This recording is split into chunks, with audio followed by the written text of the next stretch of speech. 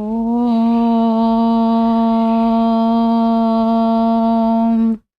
ಪರಬ್ರಹ್ಮ ಪರಂ ಜ್ಯೋತಿ ಪರಂ ವಿಷ್ಣು ಪರಂ ಶಕ್ತಿ ಪರಮೇಶ್ವರ ಶ್ರೀ ಶ್ರೀ ಶ್ರೀ ಹಿಮಗಿರಿವಾಸ ಈಶ್ವರಾಯ ನಮಃ.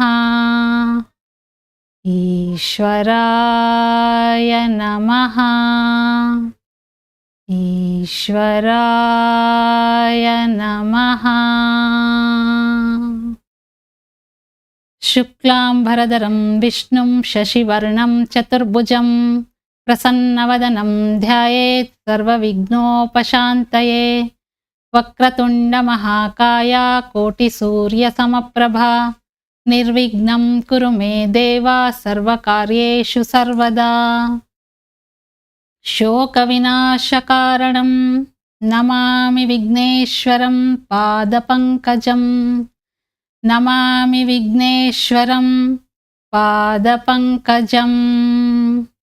ಗುರುಬ್ರಹ್ಮ ಗುರುರ್ವಿಷ್ಣು ಗುರುದೇವೋ ಮಹೇಶ್ವರಃ. ಗುರುಃ ಸಾಕ್ಷಾತ್ ಪರಬ್ರಹ್ಮ ತಸ್ಮೈ ಶ್ರೀ ಗುರವೇ ನಮಃ. ತಸ್ಮೈ ಶ್ರೀ ಗುರವೇ ನಮಃ. ಎಲ್ಲ ಆತ್ಮೀಯ ಆಧ್ಯಾತ್ಮಿಕ ಬಂಧುಗಳಿಗೆ ನಮಸ್ಕಾರ. ನನ್ನ ಹೆಸರು ಶ್ರೀಮತಿ ಶೈಲಶ್ರೀ ಪ್ರಸಾದ್. ನಾನು ಕರ್ನಾಟಕದ ಗಡಿ ಪ್ರದೇಶ ಆಗಿರುವಂತಹ ಬಾಗೇಪಲ್ಲಿ ನನ್ನ ಹುಟ್ಟೂರು. ನನ್ನ ತಂದೆ ದಿವಂಗತ ಶ್ರೀಯುತ ಎಸ್ ಗುಂಡೂರಾವ್ ಹಾಗೂ ತಾಯಿ ಶ್ರೀಮತಿ ಸುಬ್ಬಲಕ್ಷ್ಮಮ್ಮ. ಸನಾತನ ಧರ್ಮದ ಭದ್ರ ಬುನಾದಿಯಲ್ಲಿ ಬೆಳೆದು ಬಂದಂತಹ ನನಗೆ ನನ್ನ ತಾಯಿನೇ ನನ್ನ ಆಧ್ಯಾತ್ಮಿಕದ ಗುರು. ನನ್ನ ತಂದೆ ಹಾಗೆ ತಾತ ಮತ್ತು ನಮ್ಮ ಹಿರಿಯರು ಮೊದಲಿನಿಂದಲೂ ನಿಸ್ವಾರ್ಥವಾಗಿ ಸಮಾಜದಲ್ಲಿ ಉತ್ತಮ ರೀತಿಯಿಂದ ಗುರುತಿಸಿಕೊಂಡು ಸಮಾಜದ ಪರವಾಗಿ ಉತ್ತಮ ಚಿಂತನೆಗಳು ಹಾಗೂ ಸೇವೆಯನ್ನು ಸಲ್ಲಿಸಿಕೊಂಡು ಬಂದಂತಹ ಕುಟುಂಬ ನಮ್ಮದು. ವಿಜ್ಞಾನದಲ್ಲಿ ಪದವಿ ಪಡೆದಂತಹ ನಾನು ನಂತರದ ದಿನಗಳಲ್ಲಿ ಜ್ಯೋತಿಷ್ಯದ ಅಧ್ಯಯನ ಮಾಡಿ ಜ್ಯೋತಿಷ್ಯದ ವಿವಿಧ ಮಜಲುಗಳಾದಂತಹ ಪರಾಶರ ಪದ್ಧತಿ, ನಾಡಿ ಜ್ಯೋತಿಷ್ಯ ಹಾಗೆ ಸಾಕಷ್ಟು ಗ್ರಂಥಗಳ ಅಧ್ಯಯನ ಹಾಗೆ ಸಂಶೋಧನೆ ಮುಂತಾದವುಗಳನ್ನು ಮಾಡ್ತಾ ಇದ್ದೀನಿ. ಜೊತೆನಲ್ಲೇ ಕಲಿಯೋದಕ್ಕೆ ಆಸಕ್ತಿ ಇರೋವಂಥವ್ರಿಗೆ ಜ್ಯೋತಿಷ್ಯನ ಬೋಧನೆ ಮಾಡ್ತಾ ಇದ್ದೀನಿ. ಹಾಗೂ ಸಂಕಷ್ಟಗಳಿಂದ ಸಂಕೀರ್ಣವಾದಂಥ ಮನಸ್ಥಿತಿಗಳಿಂದ ಬಂದಂಥವ್ರಿಗೆ ಜಾತಕ ವಿಮರ್ಶೆ ಮಾಡ್ತಾ ಕೌನ್ಸಿಲಿಂಗ್ ಮಾಡ್ತಾ ಇದ್ದೀನಿ. ಸೂಕ್ತವಾದ ಸಲಹೆಗಳನ್ನು ಕೊಡುವಂಥ ಸೇವೆಯನ್ನು ಸಲ್ಲಿಸ್ತಾ ಇದ್ದೀನಿ. ಇನ್ನು ನನ್ನ ಹಾಗೂ ಪೂಜ್ಯ ಆಚಾರ್ಯರವರ ಪರಿಚಯ ಹೇಗಾಯಿತು ಅಂತ ಹೇಳೋ ಮೊದಲು ಒಂದು ಸಣ್ಣ ವಿಷಯನ ನಿಮ್ಮಗಳ ಮುಂದೆ ಪ್ರಸ್ತಾಪ ಮಾಡೋಕ್ಕೆ ಇಷ್ಟಪಡ್ತೀನಿ. ಈ ಸೃಷ್ಟಿನಲ್ಲಿ ನಿರಂತರವಾಗಿ ಎರಡು ಕಾರ್ಯಗಳು ಎಲ್ಲೂ ಸದ್ದಿಲ್ಲದಂಗೆ ನಡೀತಾನೇ ಇರುತ್ತೆ. ಅದೇನಪ್ಪ ಅಂದರೆ, ಮೊದಲನೇದು ಒಂದಕ್ಕೆ ಇನ್ನೊಂದನ್ನು ಜೋಡಿಸೋದು, ಎರಡನೇದು ಒಂದರಿಂದ ಇನ್ನೊಂದನ್ನು ಬೇರ್ಪಡಿಸೋದು. ಯಾಕೆ ಹೀಗೆ ಜೋಡಣೆ ಮತ್ತು ವಿಭಜನೆ ನಿರಂತರವಾಗಿ ಸದ್ದಿಲ್ದಂಗೆ ನಡೀತಾ ಇರುತ್ತೆ? ಯಾವ ರೀತಿನಲ್ಲಿ ಯಾರಿಗೆ ಯಾವಾಗ ಜೋಡಣೆ ಆಗುತ್ತೆ, ಯಾವ ರೀತಿಯಲ್ಲಿ ಹೇಗೆ ಬೇರ್ಪಡಿಸುತ್ತೆ? ಈ ಜೋಡಣೆಯಿಂದ ಲಾಭನ ನಷ್ಟನ ಈ ಥರ ಹಲವಾರು ಪ್ರಶ್ನೆಗಳು ನಮ್ಮಲ್ಲಿ ಮೂಡುತ್ತೆ. ಈ ನಮ್ಮ ಎಲ್ಲ ಪ್ರಶ್ನೆಗಳಿಗೂ ಉತ್ತರ ಒಂದೇ, ಇದನ್ನ ಕಾಲನೇ ನಿರ್ಧರಿಸಬೇಕು. ಆದರೆ ಇದನ್ನ ನಿರ್ಧಾರ ಮಾಡೋದಕ್ಕೆ ಆಧಾರ ನಮ್ಮ ಹಿಂದಿನ ಜನ್ಮದ ಕರ್ಮಾನುಬಂಧಗಳು. ಅದು ವ್ಯಕ್ತಿ ಜೊತೆ ಆಗಿರ್ಬೋದು, ವಸ್ತು ಜೊತೆ ಆಗಿರ್ಬೋದು, ವಿಷಯದ ಜೊತೆ ಆಗಿರ್ಬೋದು. ಇದನ್ನೇ ನಾವು ನಮ್ಮ ಆಡು ಭಾಷೆನಲ್ಲಿ ಋಣಾನುಬಂಧ ಅಂತ ಕರೆಯೋದು. ಈ ಋಣ ಅನ್ನೋದು ತುಂಬ ದೊಡ್ಡದಾದಂಥ ಅರ್ಥನ ಹೊಂದಿದೆ. ಆದರೂ ಕೂಡ ಇದನ್ನ ಸರಳವಾಗಿ ಅರ್ಥ ಮಾಡ್ಕೋಬೇಕು ಅಂದರೆ ನಮ್ಮಲ್ಲಿ 2 ಥರದ ಅನುಬಂಧಗಳು ಉಂಟಾಗುತ್ತೆ. ಹೇಗೆ ಅಂದರೆ, ಒಂದು ಮನುಷ್ಯ ತಾನು ಹುಟ್ಟುತ್ತಾನೆ, ತನ್ನೊಂದಿಗೇನೆ ತಗೊಂಡು ಬರುವಂಥ ಸಂಬಂಧಗಳು. ಜೊತೆಗೆ ಭೂಮಿ ಮೇಲೆ ಆ ಸಂಬಂಧದ ಜೊತೆನೆ ಬರ್ತಾನೆ. ಅವು ಯಾವಂದ್ರೆ ತಂದೆ, ತಾಯಿ, ನಮ್ಮ ಜೊತೆ ಹುಟ್ಟಿದವರು, ಬಂಧು ಬಳಗ, ಇವೆಲ್ಲ ಒಂದು ರೀತಿಯ ಸಂಬಂಧ. ಆದರೆ ಇನ್ನೊಂದು, ಮನುಷ್ಯ ತಾನು ಬೆಳೀತಾ ಬೆಳೀತಾ ತನಗೆ ಯಾವುದೇ ರಕ್ತ ಸಂಬಂಧ ಅನುಬಂಧ ಇಲ್ಲದೆ ಇರೋವಂಥ ವ್ಯಕ್ತಿ, ವಸ್ತು, ವಿಷಯಗಳ ಬಗ್ಗೆ ಬೆಳೆಸ್ಕೊಳ್ಳೋ ಅಂತಹ ಸಂಬಂಧಗಳು. ನಾವು ಒಂದಷ್ಟು ವರ್ಷ ಜೀವನನ ಕಳೆದ ಮೇಲೆ ಹಿಂತಿರುಗಿ ನೋಡಿದಾಗ ನಮಗೆ ಜೊತೆಯಲ್ಲಿ ಬಂದಂತಹ ಈ ಸಂಬಂಧಗಳಿಗಿಂತ ಅಥವಾ ನಮ್ಮ ಕುಟುಂಬ ವರ್ಗಕ್ಕೆ ಸೇರಿದಂತಹವರ ಜೊತೆ ನಮಗೆ ಬಂದಿರೋಂಥ ಸಂಬಂಧದ ಸಂಖ್ಯೆಗಿಂತ ಈ ಹೊರಗಿನ ಅನುಬಂಧಗಳು ಉಂಟಾಗಿರುತ್ತಲ್ಲ, ಬಂಧುತ್ವ, ಆ ಸಂಖ್ಯೆನೇ ಜಾಸ್ತಿ ಇರುತ್ತೆ. ಇನ್ನು ಯಾವ ಕಾರಣಕ್ಕೆ ಆಗತ್ತೆ ಈ ಥರ ಅಂತ ನೋಡೋದಾದ್ರೆ, ವೈಯಕ್ತಿಕವಾದಂತಹ ಕರ್ಮಾನುಬಂಧಗಳು, ಹಾಗೆ ವ್ಯಕ್ತಿಯಿಂದ ಸಮಾಜಕ್ಕೆ ಆಗಬೇಕಾಗಿರುವಂತಹ ಕರ್ತವ್ಯಗಳು. ಈ ಎಲ್ಲ ಸಂಬಂಧಗಳಲ್ಲೂ ಒಳ್ಳೆಯದು ಹಾಗೆ ಕೆಟ್ಟದ್ದು ಎರಡೂ ಕೂಡ ಇರುತ್ತೆ. ಈ ಎರಡೂ ಕಡೆ ನಮಗೆ ಇರುವಂತಹ ಋಣಗಳೇ ಇವೆಲ್ಲದಕ್ಕೂ ಮುಖ್ಯವಾದಂಥ ಕಾರಣ. ಹಾಗಾದ್ರೆ ಈ ಋಣ ಎಲ್ಲಿಂದ ಬಂತು? ಯಾವ ರೀತಿಯಾದಂಥ ಋಣ ಇದೆ? ನಮಗೆ ಯಾರ್ಯಾರ ಜೊತೆ ಸಂಪರ್ಕ ಉಂಟಾಗಿದೆಯೋ ಅವರೆಲ್ಲರ ಜೊತೆನೂ ನಮಗೆ ನಮ್ಮ ಹಿಂದಿನ ಜನ್ಮದಲ್ಲಿ ಒಂದಲ್ಲ ಒಂದು ರೀತಿಯ ಋಣಾನುಬಂಧ ಇದ್ದೇ ಇರುತ್ತೆ. ಹಾಗಿಲ್ಲದೆ ಯಾರೂ ಕೂಡ ನಮ್ಮ ಹತ್ರ ಬರೋದಿಲ್ಲ. ಇದು ನಮ್ಮ ಮಾನಸಿಕ ಪುಟದ ಮೇಲೆ ಹಾಗೆ ಉಳ್ಕೊಂಡಿರುತ್ತೆ. ಅದನ್ನ ಪೂರೈಸಕ್ಕೆ ಈಗ ಮತ್ತೆ ಭೂಮಿ ಮೇಲೆ ನಾವೆಲ್ಲ ಬಂದಿದ್ದೀವಿ. ಹಾಗಾದ್ರೆ ನಮಗೆ ಒಂದು ಪ್ರಶ್ನೆ ಮೂಡುತ್ತೆ. ಅದೇನಪ್ಪ ಅಂದ್ರೆ, ನಾವು ಈಗ ಅಂದ್ರೆ ಈ ಜನ್ಮದಲ್ಲಿ ನಮಗೆ ಏನೇನು ಋಣಗಳಿತ್ತು ಅದನ್ನೆಲ್ಲ ತೀರಿಸ್ಕೊಂಡು ಶಾಶ್ವತವಾಗಿ ಇಲ್ಲಿಂದ ಹೊರಟೋಗ್ತೀವಾ? ಇಲ್ಲ, ಅದು ಹಾಗಲ್ಲ. ಇಲ್ಲೊಂದು ಮಾಯೆ ಅಂತ ಇದೆ. ಏನಪ್ಪ ಅಂದ್ರೆ, ಮನುಷ್ಯನಿಗೆ ತನ್ನ ಎಲ್ಲ ಕರ್ಮಾನುಬಂಧಗಳನ್ನು ಅಥವಾ ಋಣಾನುಬಂಧಗಳನ್ನು ತೀರಿಸ್ಕೋಬೇಕು ಅಂದರೆ ಈ ಭೂಮಿನೇ ವೇದಿಕೆ. ಇಲ್ಲಿ ಬಿಟ್ಟು ಬೇರೆ ಎಲ್ಲೂ ಕೂಡ ನಾವು ನಮ್ಮ ಯಾವುದೇ ಋಣಾನುಬಂಧಗಳನ್ನು ಅಥವಾ ಕರ್ಮಗಳನ್ನು ತೀರ್ಸಕ್ಕೆ ಸಾಧ್ಯ ಇಲ್ಲ.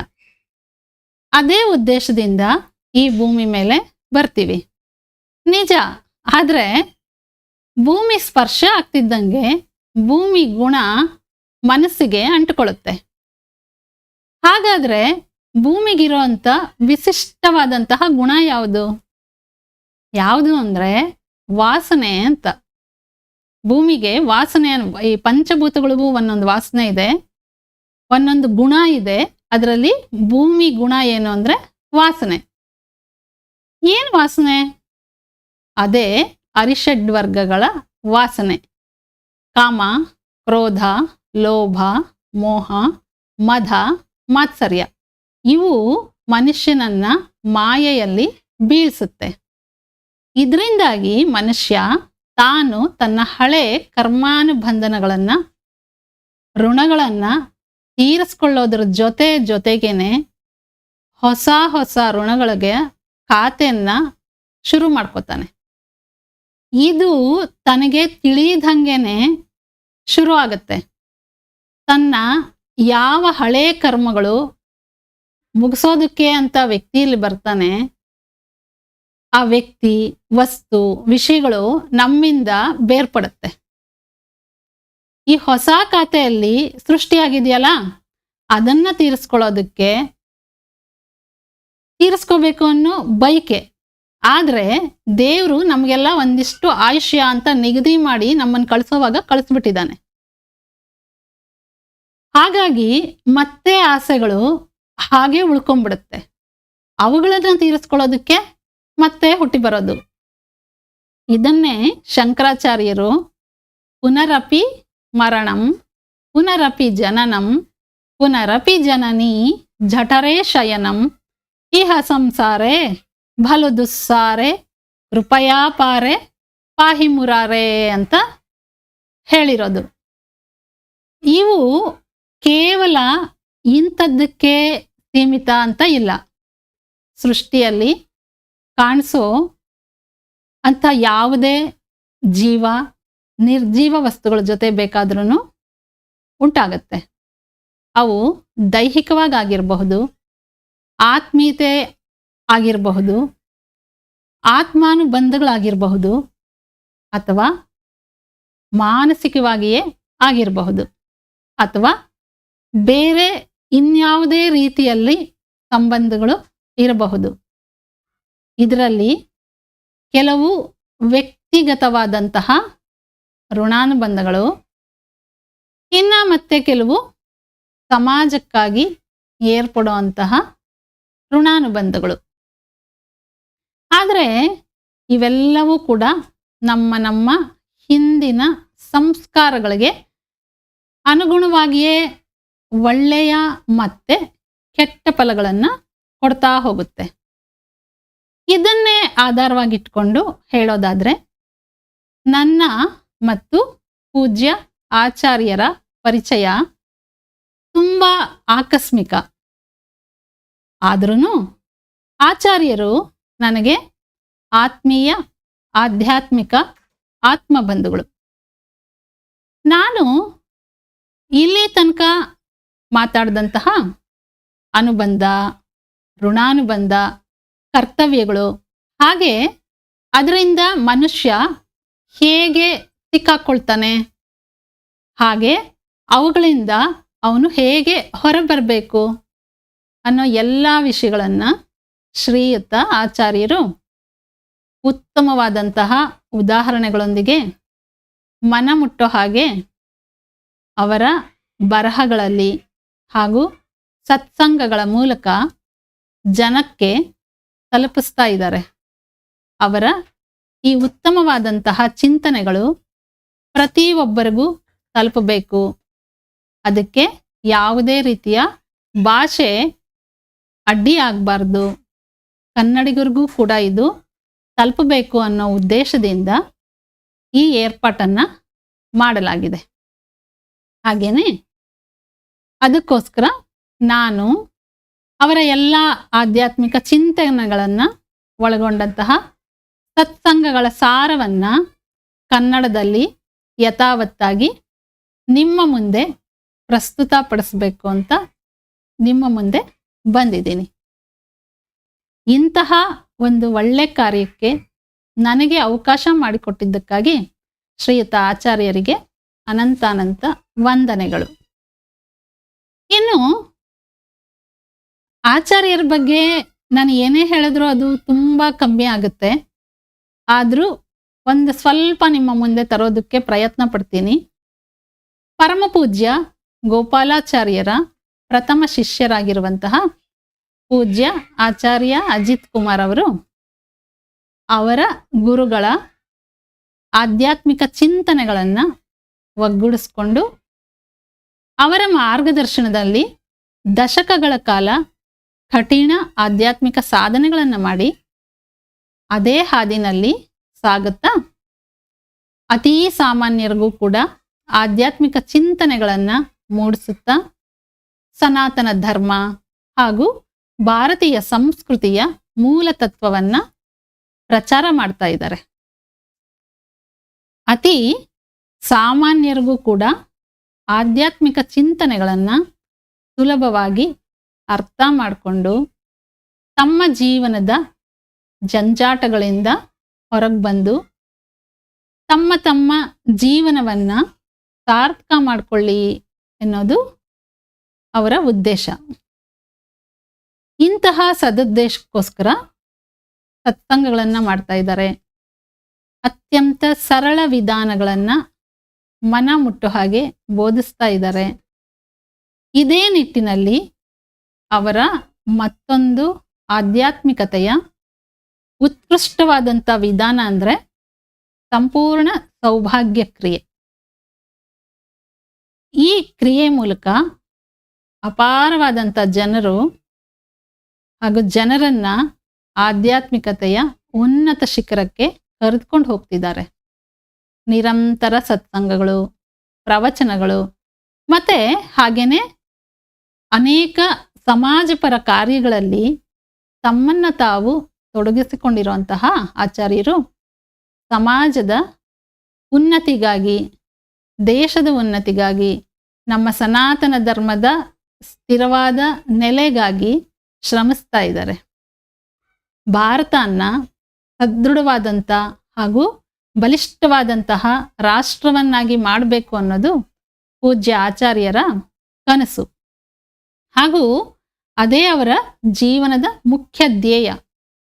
ಮುಖ್ಯವಾಗಿ ಸಾಮಾಜಿಕ, ಆರ್ಥಿಕ ಹಾಗೂ ಶೈಕ್ಷಣಿಕ ವಲಯಗಳಲ್ಲಿ ಎಲ್ಲ ವರ್ಗ ಹಾಗೂ ವಯೋಮಿತಿಯ ಜನರಲ್ಲೂ ಸುಧಾರಣೆ ಆದಾಗ ಮಾತ್ರ ಬಲಿಷ್ಠ ರಾಷ್ಟ್ರದ ಕನಸು ಸಾಧ್ಯ ಆಗತ್ತೆ ಅಂತ ತಿಳ್ಕೊಂಡಿರೋ ಆಚಾರ್ಯರು ಭಾರತದ ಉದ್ದ ಅಗಲಕ್ಕೂ ಸಂಚಾರ ಮಾಡ್ತಾ ಸಮಾಜದ ಎಲ್ಲ ವರ್ಗ ಹಾಗೂ ವಯೋಮಿತಿಯ ಜನರಲ್ಲಿಯೂ ಕೂಡ ಅಜ್ಞಾನ, ಸಂಕುಚಿತವಾದಂತಹ ಮನೋಭಾವನೆ, ಅಪನಂಬಿಕೆಗಳು, ಕೀಳರ್ಮೆ, ಮೇಲು ಕೀಳು ಅನ್ನೋ ವ್ಯತ್ಯಾಸಗಳು ಮತ್ತು ಸಂಕೀರ್ಣವಾದಂಥ ಮನಸ್ಥಿತಿಗಳು, ಅಸಹಾಯಕತೆ ಇವೇ ಮುಂತಾದವುಗಳನ್ನು ನಿರ್ಮೂಲನ ಮಾಡಬೇಕು ಅಂತ ಜನರಲ್ಲಿ ಜಾಗೃತಿ ಮೂಡಿಸುತ್ತಾ ಹಗಲು ರಾತ್ರಿ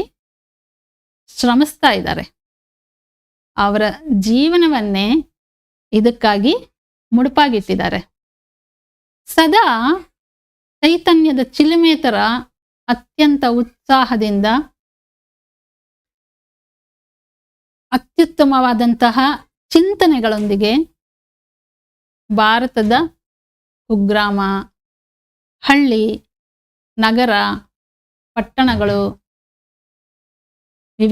ವಿವಿಧ ಸರ್ಕಾರಿ ಹಾಗೂ ಖಾಸಗಿ ಶಾಲೆಗಳು, ಕಾಲೇಜುಗಳಿಗೆ ಭೇಟಿ ನೀಡ್ತಾ ವಿದ್ಯಾರ್ಥಿಗಳಲ್ಲಿ ಚೈತನ್ಯ ತುಂಬುತ್ತಾ ಅವರಲ್ಲಿ ದೇಶ ಪ್ರೇಮ ಹಾಗೂ ಸನಾತನ ಧರ್ಮ ಮತ್ತು ಭಾರತೀಯ ಸಂಸ್ಕೃತಿಯ ಬಗ್ಗೆ ಅರಿವು ಮೂಡಿಸ್ತಾ ಯಶಸ್ವಿಯಾಗಿ ಕಾರ್ಯನಿರ್ವಹಿಸ್ತಾ ಇದ್ದಾರೆ. ಅಷ್ಟೇ ಅಲ್ಲ, ಇದಕ್ಕಿಂತ ಮುಖ್ಯವಾಗಿ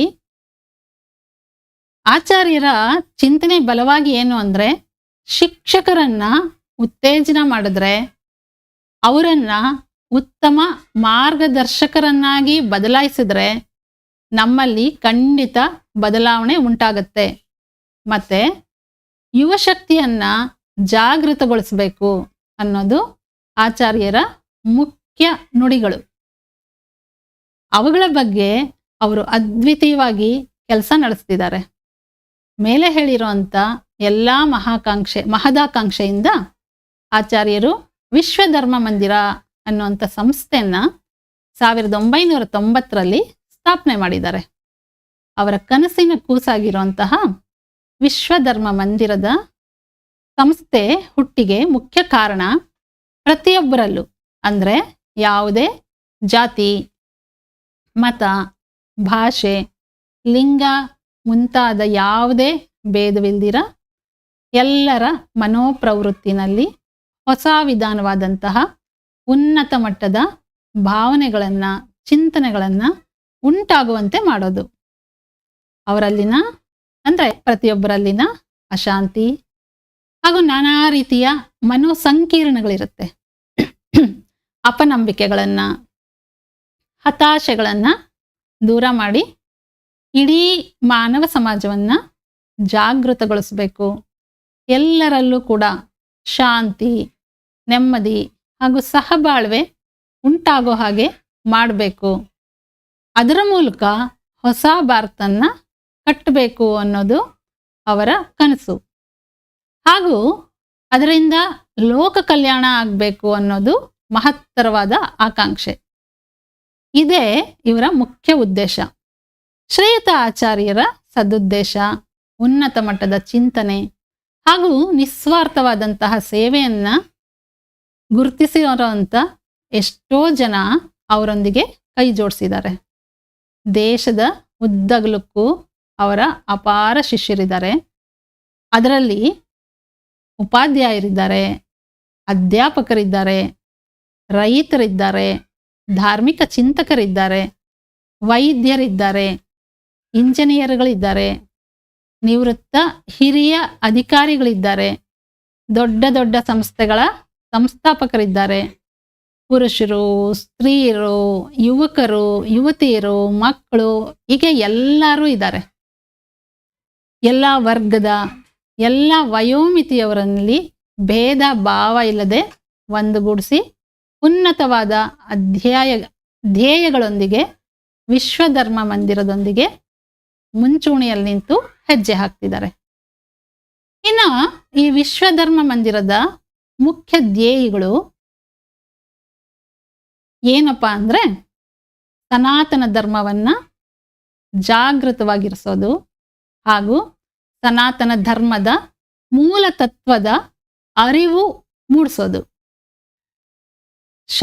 ಶಿಕ್ಷಣದ ಗುಣಮಟ್ಟವನ್ನು ಅಭಿವೃದ್ಧಿ ಮಾಡೋದರ ಜೊತೆಗೆ ವಿದ್ಯಾರ್ಥಿಗಳಲ್ಲಿ ಕಲಿಕೆ ಬಗ್ಗೆ ಉತ್ಸಾಹ ಹೆಚ್ಚಿಸೋದು, ವಿದ್ಯಾರ್ಥಿಗಳ ಚಿಂತನೆಗಳನ್ನು ಅಭಿವೃದ್ಧಿ ಹಾಗೂ ಹೊಸ ಆಯಾಮಗಳ ದಿಕ್ಕಿಗೆ ಬದಲಿಸೋದರ ಮೂಲಕ ಉನ್ನತವಾದಂತಹ ಬದಲಾವಣೆ ಮತ್ತು ಬೆಳವಣಿಗೆಗೆ ನಾಂದಿ ಹಾಡ್ತಿದ್ದಾರೆ.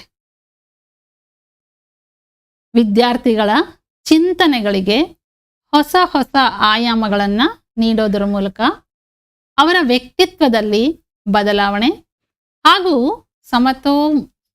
ಸರ್ವತೋಮುಖ ಅಭಿವೃದ್ಧಿಗೆ ಭದ್ರ ಬುನಾದಿ ಹಾಕೋದು. ಶಿಕ್ಷಕರಲ್ಲಿ 21ನೇ ಶತಮಾನದ ಕೌಶಲ್ಯವನ್ನು ಹಾಗೂ ನವೀನ ಚಿಂತನೆಗಳನ್ನು ಬೆಳೆಸಿ ಅದರ ಮೂಲಕ ಶಿಕ್ಷಣ ಕ್ಷೇತ್ರದಲ್ಲಿ ಪ್ರಗತಿಯನ್ನು ಸಾಧಿಸಬೇಕು ಅನ್ನೋದು.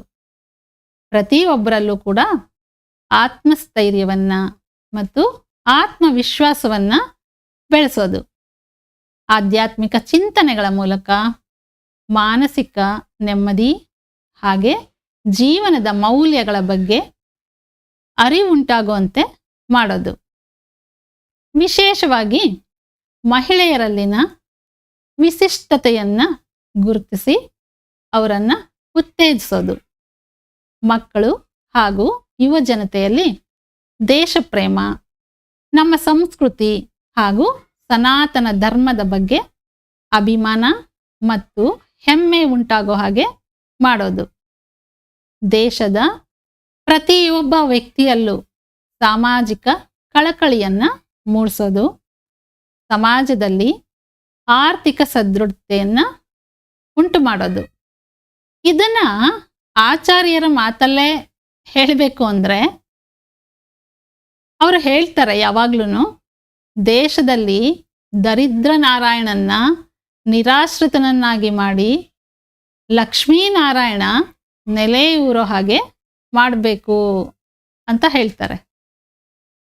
ಇದೇ ಅವರ ಮುಖ್ಯ ಉದ್ದೇಶ. ವಿಶ್ವಧರ್ಮ ಮಂದಿರದ ಉದ್ದೇಶನೇ ಏನಂದರೆ ಶಾಂತಿ, ವಿಶ್ವಶಾಂತಿ, ನ್ಯಾಯ, ಸಮಾನತೆ, ಜಾತಿ, ಮತ, ಭಾಷೆ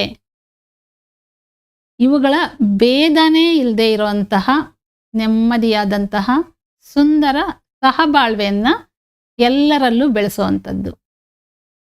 ರಾಗ, ದ್ವೇಷ, ಮತ್ಸರಗಳನ್ನು ದೂರ ಮಾಡಿ ಪರಸ್ಪರ ಸ್ನೇಹಾನುಬಂಧನಗಳಿಂದ ವಿಶ್ವ ಕಲ್ಯಾಣಕ್ಕೋಸ್ಕರ ಭುಜಕ್ಕೆ ಭುಜ ಕೊಟ್ಟು ಕೆಲಸ ಮಾಡುವಂತೆ ಎಲ್ಲರನ್ನೂ ಒಗ್ಗೂಡಿಸೋದು. ಶ್ರೀಯುತ ಆಚಾರ್ಯರು ಇಂತಹ ದೃಢ ಸಂಕಲ್ಪದೊಂದಿಗೆ ಸದೃಢ ಹಾಗೂ ಬಲಿಷ್ಠ ಭಾರತವನ್ನು ಕಟ್ಟೋದಕ್ಕೆ ಅಂತ ಮುಂಚೂಣಿಯಲ್ಲಿ ನಿಂತು ಈ ವಿಶ್ವಧರ್ಮ ಮಂದಿರವನ್ನು ಮುನ್ನಡೆಸ್ತಾ ಇದ್ದಾರೆ. ಇಲ್ಲಿ ಅವರ ಮುಖ್ಯವಾಗಿ 2 ರೀತಿಯಾಗಿ ಕೆಲಸ ಮಾಡ್ತಾ ಇದ್ದಾರೆ. ಮೊದಲನೇದು ಸಮಾಜ ಮತ್ತೆ ಭಾರತದ ಪುನರ್ನಿರ್ಮಾಣ ಒಂದು ಕಡೆ ಆದ್ರೆ, ಇನ್ನೊಂದು ಕಡೆ ಮನುಷ್ಯ ಏನಕ್ಕೋಸ್ಕರ ಹುಟ್ಟಿದಾನೆ, ಅವನಲ್ಲಿರುವಂಥ ಒಳಗಿರುವಂತಹ ಸಾಕಷ್ಟು ನೋವು, ಗೊಂದಲ, ಅಸಮಾನತೆ, ದುಃಖ, ಸೋಲು ಇವುಗಳಿಂದ ಹೇಗೆ ಬಳಲ್ತಾ ಇದ್ದಾನೆ, ಇದರಿಂದನೂ ಮನುಷ್ಯನ ಆಧ್ಯಾತ್ಮಿಕತೆಯಿಂದ ಮಾತ್ರ ನೆಮ್ಮದಿ ತರಬಹುದು ಆಂತರಿಕವಾಗಿ ಅಂತ 2 ದಿಕ್ಕಿನಲ್ಲಿ ಉತ್ತಮವಾದ ಚಿಂತನೆಗಳೊಂದಿಗೆ ಹಗಲು ರಾತ್ರಿ ಶ್ರಮ ವಹಿಸ್ತಾ ಇದ್ದಾರೆ. ಯಾಕಂದ್ರೆ ಹೊರಗಡೆ ಮನುಷ್ಯ ಏನೇ ಸಾಧಿಸಿದ್ರು ಒಳಗಡೆ ಅವನಿಗಿರುವಂತಹ ಅತೃಪ್ತಿ ಕೊನೆಯಾದಾಗ ಮಾತ್ರ ಅವನು ಸಂಪೂರ್ಣವಾಗಿ ಮನುಷ್ಯನಲ್ಲಿ ಶ್ರೇಯಸ್ಸುಂಟಾಗುತ್ತೆ ಅನ್ನೋದು ಆಚಾರ್ಯರ ನಂಬಿಕೆ. ಹಾಗಾಗಿ ಅವರು 2 ನಿಟ್ಟಿನಲ್ಲಿ ಸಾಕಷ್ಟು ಶ್ರಮ ವಹಿಸ್ತಾ ಇದ್ದಾರೆ, ಅಥವಾ ಅವರು ಚಿಂತನೆಗಳ ಮೂಲಕ ಸಮಾಜಕ್ಕೆ ಒಳಿತು ಮಾಡ್ತಾ ಇದ್ದಾರೆ. ಓಂ ಸಹನಾವವತು ಸಹನೌ ಭುನಕ್ತು ಸಹ ವೀರ್ಯಂ ಕರವಾವಹೈ ತೇಜಸ್ವಿನಾವಧೀತಮಸ್ತು ಮಾ ವಿದ್ವಿಷಾವಹೈ. ಓಂ ಶಾಂತಿ ಶಾಂತಿ ಶಾಂತಿ. ಶ್ರೀ ಗುರು ದತ್ತಾತ್ರೇಯಾರ್ಪಣಮಸ್ತು. ಇಲ್ಲಿಗೆ ಇವತ್ತಿನ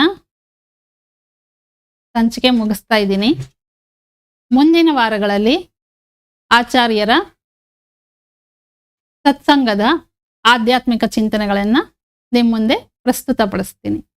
ಎಲ್ಲರಿಗೂ ನಮಸ್ಕಾರ.